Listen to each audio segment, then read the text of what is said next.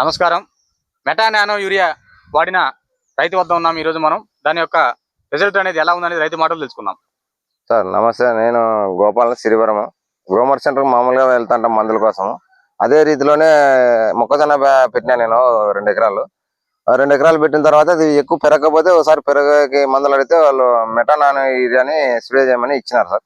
Spray చేయమని ఇచ్చింటే ఒకసారి spray చేద్దామని 1 లీటర్ తీసుకొని వచ్చిన. ఈ పక్క చేసినాను, ఆ పక్క చేయింది పెట్టినాను. ఆ పక్క చేయకుండా ఏం పెద్ద రిజల్ట్ రాలేదు. చేసింది బాగా నలుపు, గ్రోత్ అన్ని రకాలు వచ్చినాయి. కాబట్టి యూరియా మూట ఎత్తుకొచ్చి ఆ పక్క చల్లింటే అది 2 కూలీలు పెట్టినారు, టైం వేస్ట్ అయిపోయింది. ఇది ఒకటే రోజే నేనే స్ప్రే చేసినాను.